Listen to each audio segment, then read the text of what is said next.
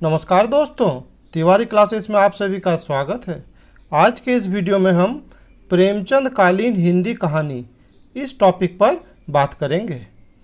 अगर वीडियो की रूपरेखा का बात किया जाए तो इसमें प्रेमचंद और हिंदी कहानी इसका परिचय देख लेंगे।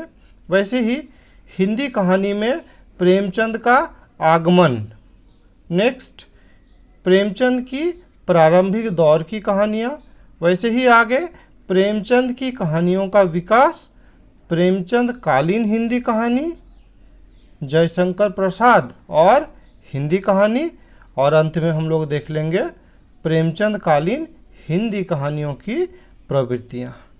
ठीक है। साथ ही फ्रेंड्स, अगर आप इस चैनल में नए हैं, आप साहित्य के विद्यार्थी हैं, तो इस चैनल को सब्सक्राइब कर सकते हैं, क्योंकि इस चैनल में इसी तरह की वीडियोस रेगुलर अपलोड की जाती है। तो चलिए देर न करते हुए वीडियो को प्रारंभ करते हैं।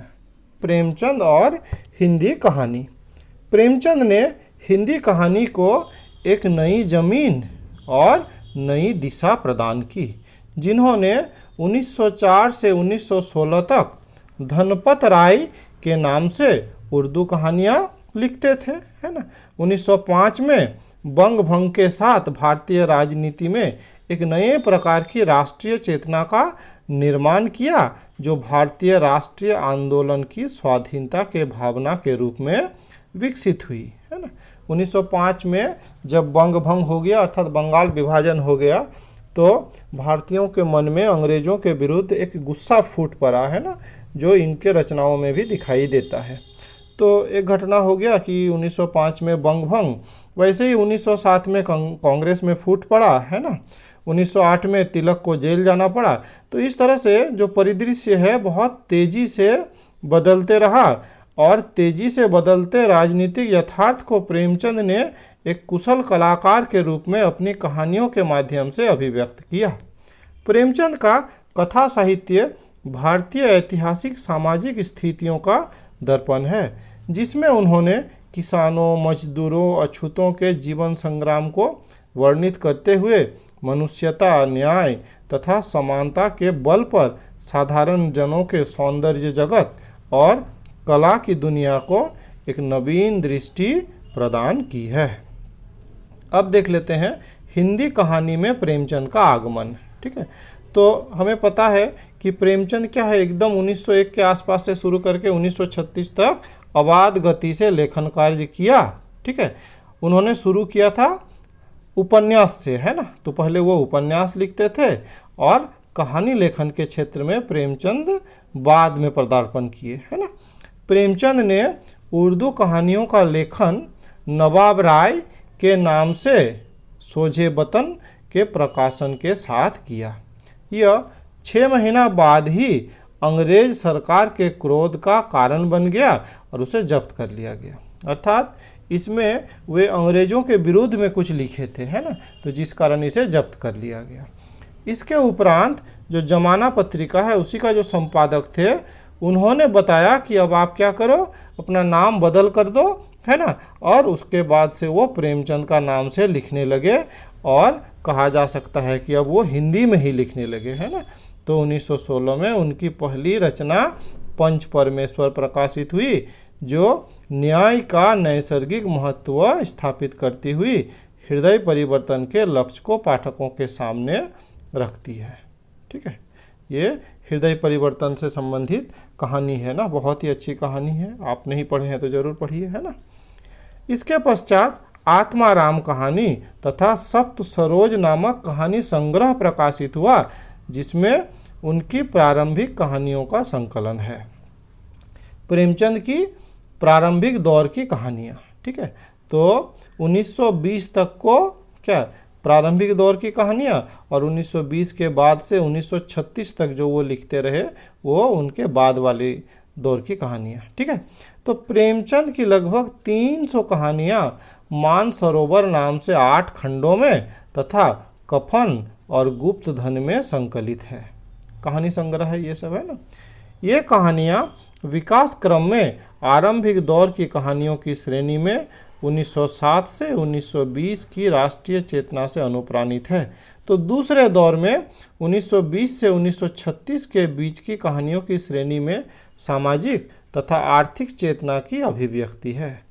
पंच परमेश्वर, नमक का दारोगा, दामुल का कैदी जैसी कहानियाँ, जहाँ राष्ट्रीय आंदोलनों से प्रेरित भावनात्मक स्तर पर देशभक्ति के साथ ही मनुष्य की सद असद प्रवृत्तियों के द्वंद्व के मध्य हृदय परिवर्तन के उद्देश्य को भी उजागर करती है, तो वहीं ईदगाह बूढ़ी काकी आदर्शवादी तथा मनोवैज्ञानिक सत्य को उद्घाटित करती है, तथा बड़े घर की बेटी, अलग्योछा, दो बैलों की कथा आदि बिना किसी घुमा फिरा के आत्मा से क्षणिक भाव को उजागर करती है। क्योंकि इस दौर में सत्य, ईमानदारी, परोपकार, सद्भाव जैसे मानवीय मूल्यों पर प्रेमचंद का अटूट विश्वास था। अब अगर बात करें कि प्रेमचंद की कहानियों का विकास है ना, आदर्श और यथार्थ का द्वंद्व है ना, ठीक है। आदर्श मतलब क्या होना चाहिए और यथार्थ अर्थात क्या है ना, तो ये दोनों के बीच का द्वंद्व है ना, किस तरह से ये होता है प्रेमचंद की कहानियों में, इसको देखना है। प्रेमचंद की कहानियाँ धीरे धीरे किस्सा गोई की शिल्प से निकलकर द्वंद्वात्मक शिल्प में परिवर्तित हो जाती है और प्रेमचंद यह कार्य लगातार स्वयं से जूझते हुए आत्मालोचन के आधार पर करते हैं। माने खुद ही आत्मालोचन माने अपना खुद ही आलोचना करना है ना, और उसी आधार पर वे अपने आप को बदलते गए। इसलिए प्रेमचंद की दूसरे दौर की कहानियों में आदर्शवाद के साथ ही बदलाव विषय चयन तथा उद्देश्य के स्तर पर भी परिलक्षित होता है, जिसमें गांधीवादी सिद्धांतों तथा आदर्शों को सिद्ध करने के लिए हृदय परिवर्तन और आदर्शवादी निष्कर्ष देने की प्रवृत्तियों के साथ वह स्थितियों परिस्थितियों की वास्तविकता के संदर्भ और तनाव को भी चित्रित करते हैं, जिनकी परिणति अंततः ठोस यथार्थवादी विधान के रूप में होती है। ठीक है। प्रेमचंद का यथार्थवादी कथा रूप सवासेर गेहूँ है ना, कहानी है, सदगति, ठाकुर का कुआं, पूस की रात तथा कफन जैसी कहानियों में परिलक्षित होता है। प्रेमचंद कालीन हिंदी कहानी है ना, तो इसमें प्रेमचंद तो थे ही है ना सर्वप्रमुख रचनाकार, लेकिन इसके अलावे भी और कुछ रचनाकार थे जिन्होंने इस काल को समृद्ध किया। तो उसमें जो नाम है वो जयशंकर प्रसाद है ना, वो अग्रगण्य है। ठीक है। तो इस काल में दो प्रमुख कहानीकार, एक जयशंकर प्रसाद और मुंशी प्रेमचंद हैं। इसीलिए इस युग को बहुत लोग प्रेमचंद प्रसाद युग भी कहते हैं। प्रेमचंद भारतीय जीवन की परिस्थितियों और समस्याओं को लेकर उच्च कोटि की चरित्र प्रधान सामाजिक कहानियां लिखने में अद्वितीय सिद्ध हुए। इस उत्थान काल में छायावादी कवियों ने भी कुछ साहित्यिक कहानियां लिखी। इस काल के अन्य प्रसिद्ध लेखकों में जैनेन्द्र कुमार, भगवती चरण वर्मा, भगवती प्रसाद वाजपेयी आदि सम्मिलित हैं। अब देख लेते हैं जयशंकर प्रसाद और हिंदी कहानी। तो प्रेमचंद युग में प्रेमचंद के अतिरिक्त प्रसाद ने भी हिंदी कहानी पर बहुत प्रभाव डाला। प्रेमचंद की कहानियों में सामाजिक चिंता एवं यथार्थ का चित्रण है, तो प्रसाद की कहानियाँ छायावादी काव्य बोध से वस्तु और शिल्प दोनों ही स्तरों पर जुड़ी है।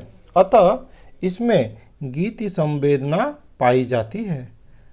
पुरस्कार, आकाशदीप, ममता, आंधी आदि गीति संवेदना से प्रभावित कहानियां हैं। उनकी कहानियों में एक दार्शनिकता भी झलकती है। प्रसाद की कहानियों में घटनाओं और चरित्रों की स्थिति और द्वंद्व अति सघन है। यह द्वंद्वात्मकता उनके चारों संग्रह छाया, प्रेम ध्वनि, आकाशदीप और आंधी में दिखता है।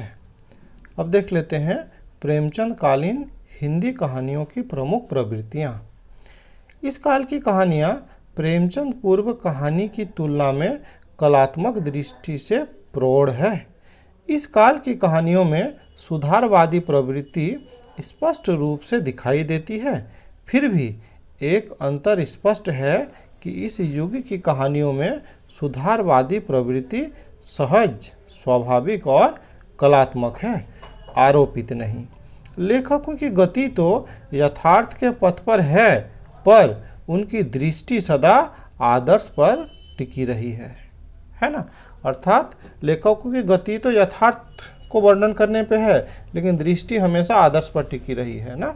मतलब किस तरह का समाज होना चाहिए इस बात पर वो ज़्यादा ध्यान देते हैं। किस तरह का समाज है इस पर थोड़ा ध्यान तो देते हैं, लेकिन अधिक ध्यान देते हैं कि किस प्रकार का समाज देश होना चाहिए, है ना। इस प्रकार हम कह सकते हैं कि इस युग की रचनाओं में आदर्शाभिमुख यथार्थवाद की प्रवृत्ति है। ठीक है, मुंशी प्रेमचंद की रचनाएं इसी कोटि में आते हैं। इन कहानियों में यथार्थवाद की सीमाएं केवल उच्च वर्गीय व्यक्तियों तक ही सीमित नहीं है, बल्कि इसमें मध्यवर्गीय और निम्न वर्गीय व्यक्तियों को भी स्थान मिला है। इन कहानियों का यथार्थवाद भिन्न प्रकार का है।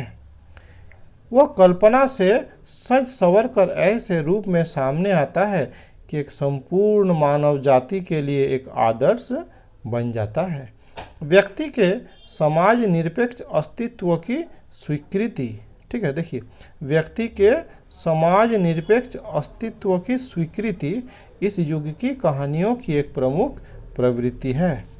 प्रेमचंद की ईदगाह, जयशंकर प्रसाद की गुंडा, सुदर्शन की एल्बम, उग्र की भुनगा इसी प्रकार की कहानियां हैं जिसमें व्यक्ति की स्वतंत्रता की झांकी मिलती है।